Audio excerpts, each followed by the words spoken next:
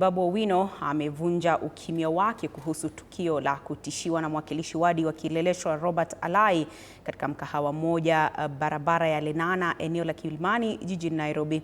Katika taarifa yake, Babu amesema tukio hilo lilitokea Jumamosi alasiri alipokuwa kwenye kikao na kiongozi wa dini bila ulinzi wake wa kawaida ambao uko kwenye mapumziko. Babu ameeleza kuwa baada ya mazungumzo ya takriban dakika 20 aligundua kundi la watu lililokuwa meza jirani, akiwemo Robert Alai. Kulingana na Babu, Alai alimshtumu kwa kuendesha mashambulizi mitandaoni dhidi ya mke wake, madai ambayo alikanusha vikali. Hali ilizidi kuwa mbaya ambapo Babu alidai Alai aligeuka kuwa mkali, akamsukuma kisha akatoa bastola na kumpiga kifuani na kwenye taya mbele ya wateja wengine wa mkahawa.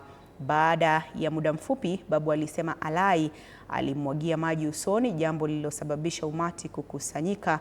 Ili kuepuka mzozo zaidi, Babu aliondoka mara moja na kuripoti tukio hilo katika kituo cha polisi cha Kilimani. Alai bado hajatoa maelezo kuhusu madai hayo, na polisi bado hawajatoa taarifa rasmi kuhusu kisa hicho na iwapo uchunguzi umeanzishwa.